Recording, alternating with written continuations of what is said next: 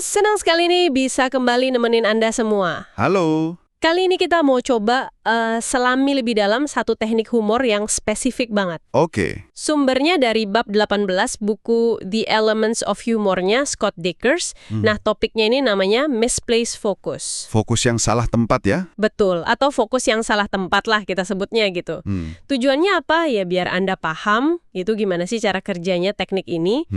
Terus gimana komedian atau penulis pakainya, lihat contoh-contohnya juga. Biar makin jago ngenalinnya, dan ya mungkin makin nikmatin humor model begini. Siap. Siap ya? Oke, mari kita bongkar ini. Mari. Jadi misplaced focus ini intinya apa sih sebenarnya? Gampangnya gini, si humoris itu sengaja pura-pura nggak sadar sama hal yang paling kelihatan jelas. Yang paling penting gitu ya. Malah ngomongin warna cat dindingnya misalnya. Yang menarik di sini adalah, ini tuh kayak main cilukba tapi versi lebih lebih canggih gitu. Cilukba, gimana tuh? Ingat kan cilukba, kita sembunyiin muka terus tiba-tiba muncul. Nah, di sini humoris itu nunjukin mukanya, inti masalahnya gitu. Jadi nggak langsung to the point? Betul, sengaja nggak nunjuk si gajah itu langsung. Oh, jadi kayak sengaja ngegoda audiens gitu ya, bikin kita mikir, ini orang sebenarnya mau ngomongin apaan sih? Tepat sekali. Nah, karena itu, teknik ini tuh maksa Anda sebagai audiens buat aktif mikir. Mesti kerja juga kita ya? Iya dong, Anda harus ngenalin sendiri apa yang lagi diabaikan atau disembunyiin. Jadi ada unsur tebak-tebakan yang bikin kita lebih terlibat. Walaupun nggak secara langsung ya? Iya, secara nggak langsung. Ini juga ada hubungannya loh sama konsep ironi yang dibahas di bab lain buku ini.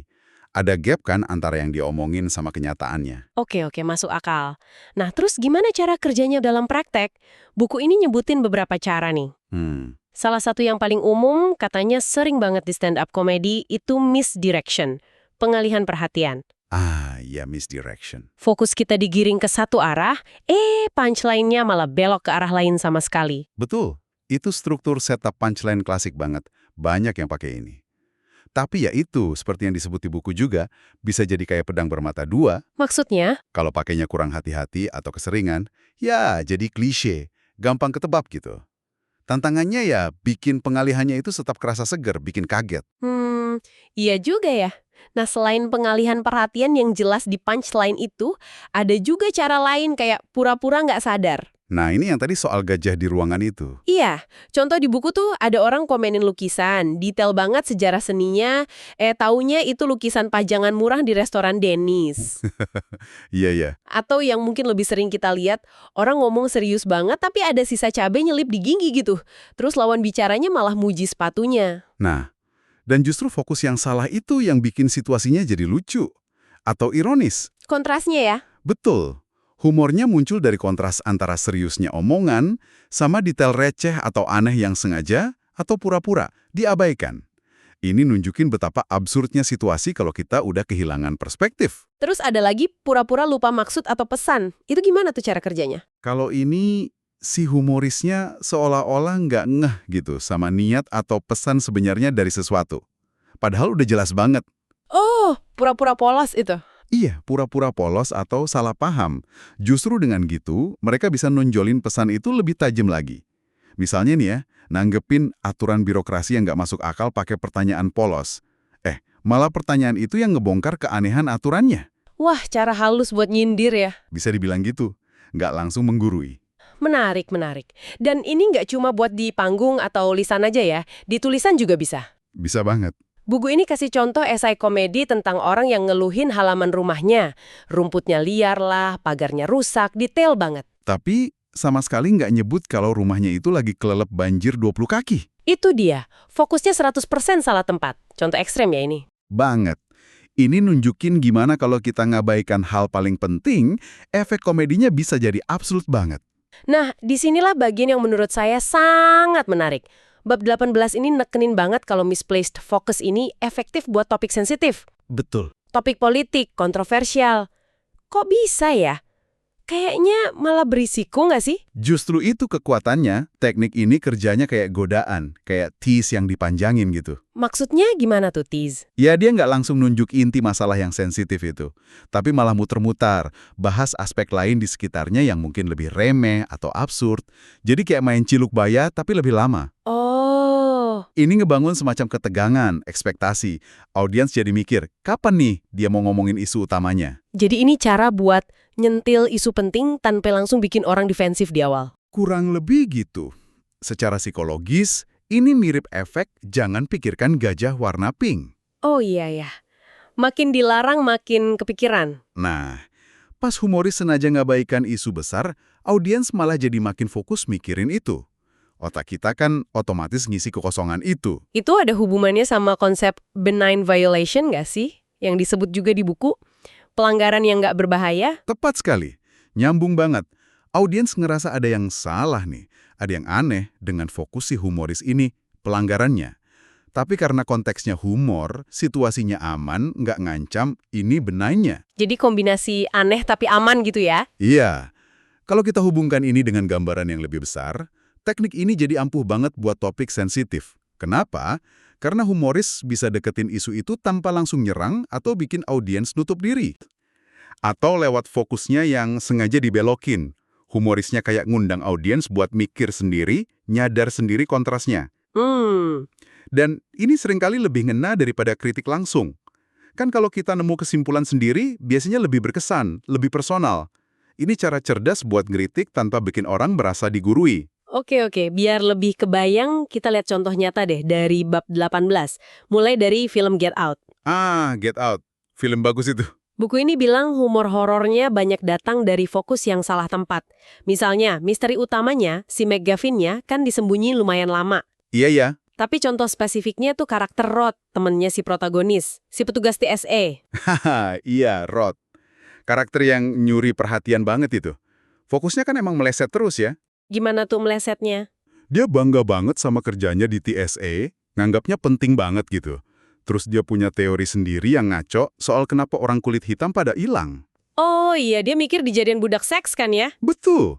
Padahal kenyataannya jauh lebih ngeri dari itu. Dan dia juga sempat mikir kalau dia lebih pantas jadi pacarnya si cewek daripada sahabatnya sendiri. Fokusnya ke urusan personal dia sama teorinya yang ngawur itu jadi lucu banget, kontras sama situasi horor sebenarnya. Nah, itu dia. Fokus Rod yang salah tempat itu fungsinya double. Satu, jelas jadi comic relief, ngendorin tegang di tengah horor. Bikin kita ketawa sesaat lah ya. Iya. Dua, secara nggak langsung, fokusnya yang keliru itu malah nunjukin betapa nggak terduga dan bahayanya situasi si tokoh utama. Karena beda banget sama yang dibayangin Rod atau mungkin kita di awal film. Oh, jadi fokus salahnya Ron itu malah menggarisbawahi bahaya yang sebenarnya ya? Betul. Jadi, contoh Ron ini nunjukin gimana misplaced fokus bisa jadi katup tawa di tengah tegang, sekaligus secara halus nekenin betapa seriusnya situasi lewat kontras itu. Kontras yang menarik ya antara ngeri sama fokus yang salah. Oke, kita geser dari film ke panggung stand-up. Ada Anthony Jeselnik. Wah, ini masternya one-line misdirect.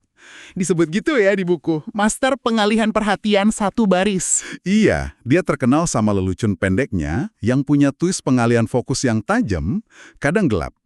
Buku ini ngutip salah satu leluconnya soal berantem di bar. Oh, yang itu, iya. Joknya kira-kira gini, kalau berantem di bar, tinju cuma bisa bantu dikit. Nanti kamu mesti pecahin botol jadi 2.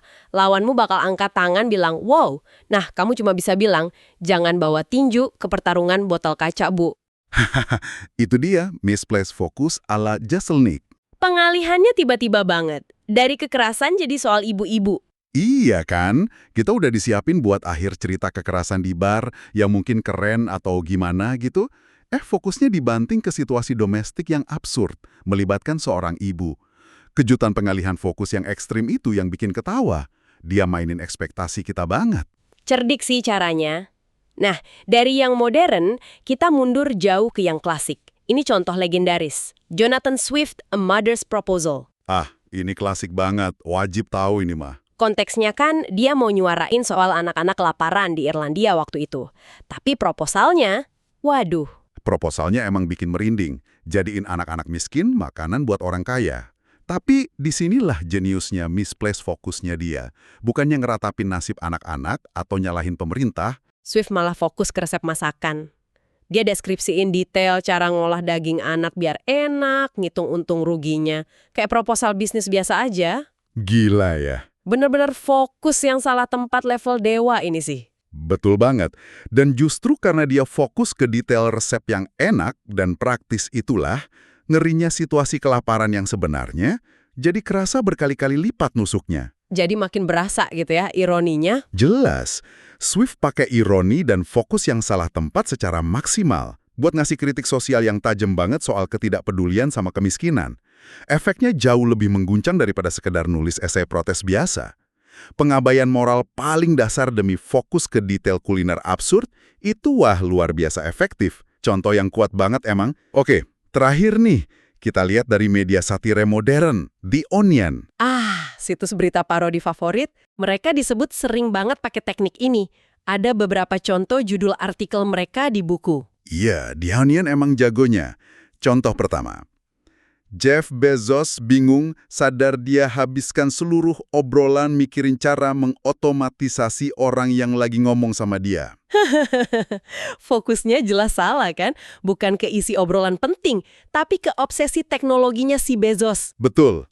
Nyindir banget itu. Terus ada judul, Studi Baru, Manusia Paling Bahagia Pas Pencet Tombol Lewati Iklan. Ini juga.